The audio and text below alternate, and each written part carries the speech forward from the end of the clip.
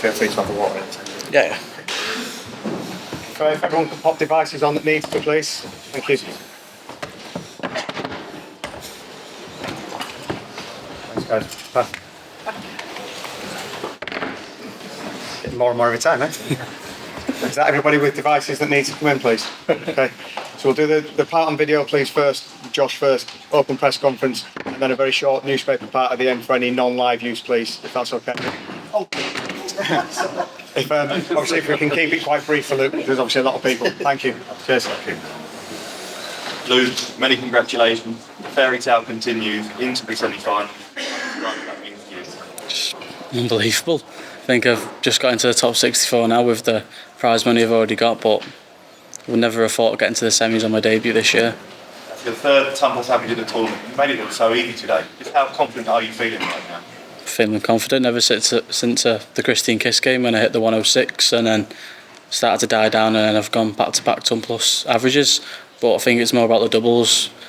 I could average 70, 80. It's just all about getting over that line, especially in the set play.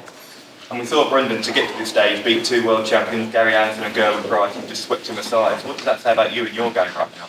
Well, I would have thought I was playing Gezi or Anderson, but wasn't to be, and Brendan was just another opponent in my way, and I've pushed him aside. Now I'm into the semi-final. You've already beaten one world champion in Raymond van Barneveld.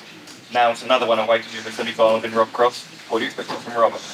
He come back really good today, and don't want to jinx it, but every game I've played I've gone 2 sets up or 1 set up, so I think I'm a good player to get off the mark quickly.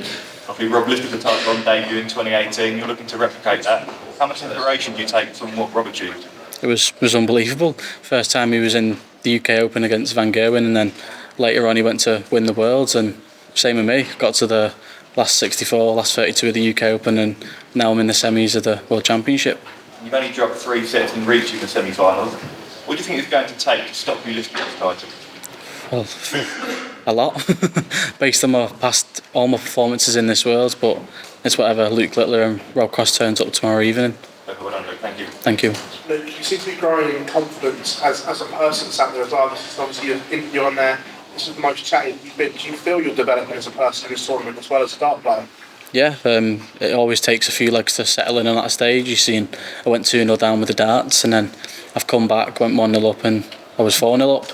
So it just takes a few legs to get myself focused and find my rhythm. Set up there as well, it's the first time that you believe you now can win this tournament. When did that mentality shift change? As soon as I hit the winning double, I was like 2 games away, and Brendan said, well done, you can go all the way, same as Raymond. So a lot of respect for Brendan as well as Raymond for saying you can go all the way. When all these greats of the sport are saying you are this generational talent, what does that mean to you? It's unbelievable. Obviously I know I've got the ability to go all the way, but if it's not to be tomorrow night, then it's not to be. But whatever Luke Little turns up, then it is what it is. Congratulations. Thank you. Luke, at this stage were you half expecting it wouldn't be Brendan Dolan today, it would be Gary Anderson or Gerwyn Price, as you mentioned before?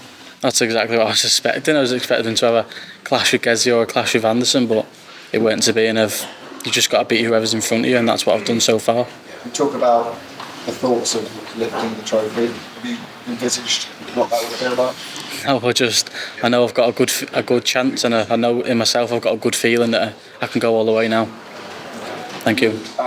Biggest game of your life tomorrow. How does Luke Littler prepare for that? What do you do from now till then? Just go home, go back to the hotel, chill. I didn't like waking up this morning at about 8 in the morning, so I'm glad I can play in the evening tomorrow. Luke, you mentioned that you typically start off games very, very quickly. Throughout this week, Rob has always said that you start things off slowly. So how much of a benefit of that? Didn't know that, thank you. No, but it's whatever Luke Littler turns up. So I'd love to get off to a good mark, a fast mark like I have done in all my games. But if I do go a set down, then I've got to come back because there is quite a few breaks now. We're into the last 8 in the semis. Obviously, the World Championship is your main aim at the moment, but how difficult is it to keep you out of the Premier League now and everything's happening? I've seen what the Premier League does. You have like Monday, Tuesday Pro Tours, and then Wednesdays the Euro Tour qualifiers, and then you've got the Premier League, the weekends Euro Tour. So I think the PDC are going to keep me out of it because that'll be just grueling, like everyone has said. Luke, you, Brendan, thank you. Thank you. Luke McRae on BBC, congratulations again, nice to be back here with you. Seeing you sign autographs and stuff for the young fans outside, I know we touched on this slightly, but are you aware, being part of this, how much this is doing for the sport, the press attention, and getting young fans interested with you as inspiration? Are you aware of that? Yeah, I think I've been since the first game against Christian.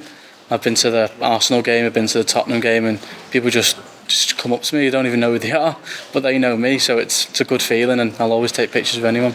And when you go to these games, because we saw you were at the Spurs game I think yesterday, what are the players saying to you? Because I know a few of them might not be nice. Yeah, I was in James Madison's box. He's still injured, but it was just good to meet him, good to get a few pictures and meet his family. It was really nice. Chatted to Rob Cross at the end of the last game. He said there might be a slight advantage coming in as a day Hamilton. He obviously won his day tournament as well, because you're not kind of scarred by some of the near misses. Is that something you're feeling yourself? Do you come in here with the freedom that possibly other players haven't got?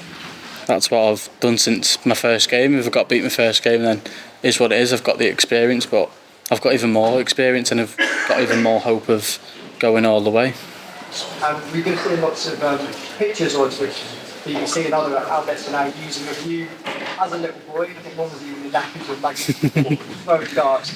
I'm sure you revisit those. What do you think about when you watch those videos now, when you're standing on the greatest stage of all, and that kind of contrast between the two of them? It's crazy. It's crazy watching myself back when I was 18 months, 2 years old in a nappy, but it's all paid off. And a final question for me. I know obviously there's a big love of darts around the family, but can you just take me a little bit back to your roots? We see those videos of you playing as a young boy. Obviously you like the sport, but there must have been some inspiration around your family and stuff like that. Can you talk to me through that? Who got you into it and kind of supported you, etc.? It was just my dad. He was always played in the house. He never played in a pub league or out, so I was just looking up to him. And then when we went to some shop, I just pointed at the magnetic dart ball because they look similar. And then, yeah, the rest is history. Well, good luck. We'll probably see you tomorrow. Hopefully, thank you. Look, one question, speaking about the possibility of the Premier League. Is it possible to play because you don't have school? Well, if I do get picked, it is what it is. If I don't get picked, then I'm not expecting it. I didn't expect to come to the semi-final, so just look at what all the other pros have done this year. This is my first major, so they deserve it more than me. So no school anymore? No. Thank you. You talk about whatever Luke Littler turns up. Basically, that basically suggests that you think that if you play your best, you will win. So if the best Luke Littler turns up and the best, I don't know, Van Gogh turns up, who win? What happens? We'll have to see. But I do the same practice routine, the same practice. Yeah. I don't change anything before a game because I just have to keep to it. Do you think you're the best player in the world? No, not a chance. You've still got Luke Humphries in it, still got Michael Van Gerwen in it, but I'm one of the best right now based on my performances, but I'm not the best in the world. Gary Anderson records leave you alone. Should we? Yeah, please. If you can. No, I don't mind, but it does get a bit too much. Look, you've seen the kind of experience the situation now here in front of the press. How is your family and your friends dealing with the whole situation around you? They're the same as me, just taking it game by game, taking it in their stride as well as my stride. It's unbelievable to still be here right now. What happened with the wasp? Luke, is your arm marked now? Is it? I don't think so. I felt a little buzz, but nothing's happened. You don't think it stung you? Or? No, I've seen it plotting about near the end. Luke, have you thought about the prize money? Obviously in excess of 150k at the moment, especially with the Modus. Have you got financial support? Are your parents going to be helping you? Or because there's only so many expenses you can buy for your mates. Well, I could get more than 100,000, go all the way, but yeah, whatever I do when it's massive and it'll obviously help me. Now, talk about that moment when you went for travel to management and could have gone for golf. And you then stopped and talked to the press. Tried to hype them up and I tried to hit it, but small 11. That's the first time you've saying that you've done that in the past. That is your showing you've done in the past. Yeah, I've done it on the Modus and I tried to do it up there, but it wasn't to be, so I'll stick to the single 10 to set up the tops. That was it for everybody. One question, yeah. A Dutch newspaper, the Telegraph. Look, last week I heard from Barney, you met him for the first time, the very first time you met each other. Have you already met Michael van Deurne?